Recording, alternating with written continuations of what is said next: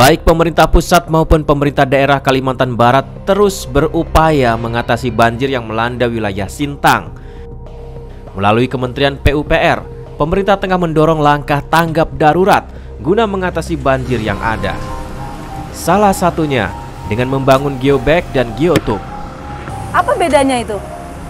Kalau geotube sama dengan geobag itu fungsinya sama sebenarnya, tapi dari segi ukurannya yang berbeda. Geobag ini seperti ini, geobag. Oh ini? Iya, aslinya ini ya? geobag asli. Jadi total ada berapa geobag Pak yang dipersiapkan hari ini? Hari ini ada 1.000. Yang siap terpasang sudah 200. Pemirsa, ini persiapan untuk pengisian material geobagnya dan yang sudah jadi yang di sana. Kita boleh ke sana Pak? Boleh, sambil silakan. kita lihat. Silakan. Yang sudah jadinya ini seperti apa sih? Iya. Total berarti berapa Pak tadi?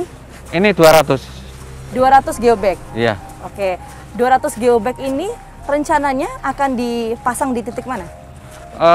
Di bawah jembatan Melawi. Di bawah jembatan Melawi. Iya. Kenapa ditempatkan di sana? Pertimbangannya apa? Pertimbangannya satu, di sana airnya sudah mulai menyusut walaupun ada. Jadi akses jalannya juga mudah. Terus kemudian masyarakatnya sudah oke, bisa menerima. Oh, jadi memang ini harus dipasang di tempat yang memang sudah kondisi banjir sudah surut gitu ya? Enggak, ada kalau geobag ini dipasang pada saat air kering. Iya, tapi kalau geotube-nya itu pada saat air banjir, air ada tidak apa-apa. Oh iya, artinya sudah surut, sudah kering iya, gitu. Nah, ini yang sudah jadinya, Pak? Ya, ini yang sudah jadinya nih. Kita boleh lihat ya, Pak? Sayangnya, gagasan tentang penggunaan geobag dan geotube ini dianggap tidak tepat oleh Gubernur Kalimantan Barat. Sebab begitu banyak aliran sungai kecil-kecil, tingginya beragam. Kalau saya ya silakan, itu kalau menteri berpendapat seperti itu karena pada kewenangan beliau ya memasang itu silakan. Tapi kalau saya tidak menyelesaikan masalah. Kenapa Pak? Kalau misalnya tanggul jebol kita pasang itu iya. Di sini siapa mau nutup? Ini kan termasuk sungai-sungai kecil itu banyak sekali. Nah pasang geobag nih sekitar sini nih pasang nih. Pasang ya, semua pasang. Ya. Nah kemudian aliran sungai-sungai lain kecil-kecil itu ada, air pasti masuk di situ. Nah, ada nggak topografinya sungai-sungai kecil itu lebih rendah daripada ini? Atau lebih tinggi dari ini? Nah, kalau lebih rendah, air pasti masuk lagi. Nah, pompa kan? Pompa. Nah, banjirnya itu sekian kawasan luasnya, bukan hanya di sini. Ya, sekian luasnya. Sungai Kapuas ini panjangnya 1.100 km. Air mengalir sampai jauh, akhirnya kemana? Akhirnya kemana? Ke laut kan? Nah, airnya mutar-mutar di situ. Laut. Nah, muara Kapuas itu di mana? Sana di laut panjangnya. Nah, kalau muaranya penuh ibarat air di botol ya. Kalau diginikan ya, maka di sini akan cepat turunnya. Tapi kalau airnya begini, ya kan akan tergenang terus lama kan. Nah, jadi saya melihat pengurukan alur sungai. Pandangan Gubernur Kalimantan Barat ini mungkin saja ada benarnya. Namun terjadinya sedimentasi di hilir dan muara Sungai Kapuas dipandang tidak mungkin terjadi.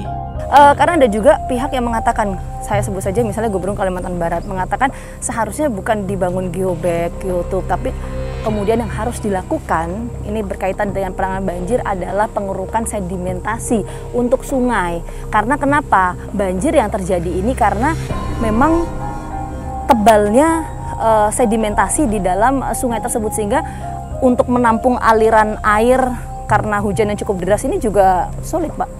Iya. Memungkinkan tidak hal itu terjadi? Kemungkinan bisa jadi, tetapi banyak faktor yang harus dipertimbangkan. Pertama, sedimentasi sepanjang berapa sungai itu? Sungai Kapuas atau Das Kapuas ini panjangnya 1.143 meter. Suatu kilo. Jadi suatu hal yang tidak mungkin. 4 tahun lalu, muara Sungai Kapuas itu airnya bisa kalau surut 4,6. Itu 4 tahun lalu? 4 tahun lalu. Oke, kalau sekarang? 3,4.